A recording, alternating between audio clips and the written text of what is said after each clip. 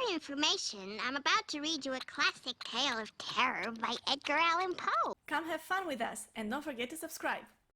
What's up, everybody? I'm Rick. And I'm Anna. And welcome to our bucket list channel, a channel in which we try to realize the goals and dreams that are on our bucket list. Some of those goals are shared and some are individual, like in this case where you had the goal of reading a certain book. Can you tell us what book that is? Yes, so, well, it's actually a poems collection. And it's by Edgar Allan Poe. And so you've read that poem collection. Yes. And you're here to talk to us about it and we'll have a conversation, see what you thought of it. There's no story in this. Usually we tell people we're not going to spoil the story, but there is no story. So, I'm afraid I am going to spoil a few poems, but it's all fine. So we'll just discuss this, what shall we call it, poetry volume that we just read. Yes, a poetry volume or a poetry anthology. Yeah. So first, I want to ask you, this is a bucket list channel. These are all goals that we have and that we decided to put on our bucket list. Why did you choose to put this item specifically on your bucket list? On the bucket list. Oof, why this item specifically? Well, it's just, I've always loved poetry. It's really one of my first loves. And Edgar Allan Poe is one of those poets that, if you're into poetry, you hear about him a lot. But I never really got around to read a poem of his. And, truth be told, I never actually really got around to read much English poetry in general. Because your first language is... Because my first language is Romanian. There is one reason, yes. I did read German poetry, Japanese poetry, because that's what I studied. I did read some other European poetry translated into Romanian. But yeah, outside of my university studies, it's difficult to venture into reading poetry in another language, even if it's a language that you know well enough. I know English well enough. But poetry, you have to know a lot, more vastly speaking, the literature in general, to be able to understand hidden meanings or references. Reading poetry, to me, it requires a certain level of knowledge and understanding that I have to say, now that I've read this poetry anthology, I realize that I don't really have it. There's a lot of things that I do feel like they escaped me, but I still had a really good time reading it. But maybe what you also needed was a little motivation to push you to read this. You say you always wanted to read. Yes, I always did. So but I was kind of afraid on the list to try it. Is that motivation that was missing, maybe? Yes, definitely. It helped me get there finally. Yeah, but you said that there were some things that you missed that went, let's say, over your head because you didn't have the necessary knowledge. But regardless of that, we'll get into that a bit later. But would you say you still enjoyed it? Well, yes, definitely. I feel like his poetry creates a certain atmosphere. It paints a certain type of image. He's known to have written very not very, but more dark, mystic type of literature. Not only his poems, but also his other short novels, short stories. It's very interesting to read. I can't really say it's nice because that's not the kind of poems that he writes. Like I said, it's very heavy, but it is entertaining to read them. And so I've been looking at it. The book is right there. Well, don't get fooled by the book. It's I was not thinking, yes, this is a lot of poems. No, right these are his tales and poems. I actually haven't gotten into the tales yet because as soon as I got the book, I went straight to the poems, and I've only been doing that. Yeah, because the bucket list item was to read the poems. Yes, exactly. But it really caught my interest, and I will keep this book some more. It's a library book. It's a borrowed book, and I will get into the tales too. definitely. So earlier you spoke of stuff that maybe you went over your head that you didn't have the necessary knowledge to fully grasp. Can you Yes. tell us a bit more about that? Well, first of all, there's a lot of references. A lot of his poems are inspired by either mythology or like biblical scenes. I don't know how much he was necessarily into religions or mythology, but I think he did use, like certain names or certain concepts to paint the picture that he wanted to paint. So yes, if you don't know a little bit about those things, they'll escape you. They escaped me. I realized that, and at first, every time I would read something and I would find like a name or a word, and I would look it up, and it would send me to like this whole research field Yeah. into something. You look up something and then you look up something related to that thing and then it never And ends. at some point I thought like, oh no, I can't do this for every poem, for everything that comes up in every poem. I will just read them. I let it go. Even if I don't understand everything, I will just like try to get as much as I can out of it. And like I said, it still creates like a very nice, very interesting picture, but it's not complete in my head, not yet. But that's not an issue really, because poetry, for the people who love reading poetry, a poem is not something that you only read once, you got it, and then okay, you move over.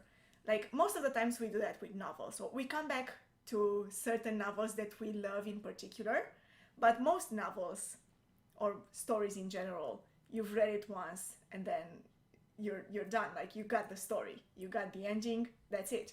But with poems, I feel like a poem is never something that once you've read it, you're done with it. You can go back to a poem over and over again. And what's interesting about it is that a poem grows with you. So the more you learn, the more you understand, the more you read other types of literature, other poems, the more that one poem will like reveal hidden meanings or hidden images, certain sparks of something that you missed the first time. And you can come back to it years later and it will be very different. Your life experience will give you another perspective on a poem. It's a very personal experience to me, reading a poem. Yeah. Speaking of that experience more in particular, so you've read this collection of poems here. Was there specifically something rather in one specific poem or the writing or something that you liked, something that you zeroed in and you're like, oh, I like this? There is one poem that I actually went over it like three times, yes. That is Lenore. I feel like this poem is, on one hand, it's a little bit lighter than others. On the other hand, it speaks of death. So, how light can this topic be? But I found it like maybe even more enjoyable than most. There is this one other poem that I found particularly interesting, which is one of his first, if not maybe his first published poem. It's called Al-Araf.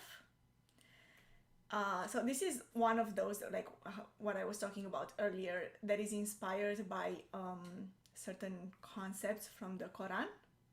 So the reason why I'm mentioning this poem is because that is one thing that I enjoyed particularly about his poems, is that they tell a story. Like it has characters. And of course behind that there are deeper meanings. Like he tries to reveal certain, concepts or feelings. But it's through a story that is told through a poem, which I find is very interesting. I find it's not easy to do at all in poetry. One other thing is that he mixes like a different, prosodic styles. So longer verses with shorter verses. He switches from one to another within the same poem, and it creates this kind of like different rhythm. Like you get the rhythm of the story by the way you read it, like in the poem. So I think he was very like calculated when he wrote a poem. It wasn't all just like pure raw feeling, but rather it's a very like carefully planned process. So That's interesting. This is stuff that you liked in particular, especially those poems. But is there anything on the other side that you didn't like, or that you, let's say, liked less? Honestly, no. No. No, I don't think. For me, with poetry, I don't think I ever find things that I don't like. I never did before. Sure, it can be difficult. You could say you don't like that it's difficult to understand or that it's difficult to read. But then to me, that's just like a challenge. Like, oh, I will just read it again and again, or I'll read about it to be able to understand it. But something that I don't like, no, not really. Okay, interesting. So I assume that you would recommend this Oh, to yes, any I would. fans of I would. poetry out there. Yes. And you said at the beginning that in the poetry world, it's a name that is known. Yes. It's a name that I know, and I'm not in the poetry world, so I think Edgar Allan Poe is pretty famous. So anyone who would be interested, you would say that is something they should check out, or is this specifically for people interested in poetry? No, I think that maybe even if you are not particularly passionate by poetry, but maybe you're curious a little bit, I feel like you can read. Maybe not all of his poems, but there are some poems that are much easier to read. So you can look that up and pick and choose. You can read the Raven, which I think is his most famous poem actually. Yeah, I know this one. That is Especially from The Simpsons. So, yes, so you have now accomplished this item of the bucket list. That's one more thing done. And if you guys want to see us achieve more bucket list goals and dreams, please subscribe to this channel and hit the notification bell to be notified whenever our next video drops. If you like this video, hit the like button. If you have read Edgar Allan Poe's poetry or any other poetry, as a matter of fact, I'm sure you'd like to speak of most poetry out there, so leave a comment in the comment section below and we'll check those out. Thank you everyone for watching this video, and have a nice day. And the raven, ever flitting, still is sitting on the pallid bust of Pallas just above my chamber door, and his eyes have all the seeming of a demon's that is dreaming, and the lamplight o'er him streaming throws his shadow on the floor, and my soul from out that shadow that lies floating on the floor shall be lifted nevermore. And when it comes to reading, my first love in my whole life, the first, area in which I just got myself lost was poetry. I started reading poetry when I started reading, basically. And I've always loved it.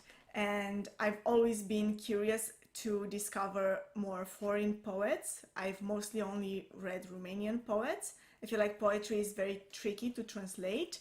But this one, I can read it in English, obviously, so I read in original. I want to read a poetry volume by Edgar Allan Poe, who is considered one of the greatest poets of all times already. And yeah, it's something that goes on my list for sure.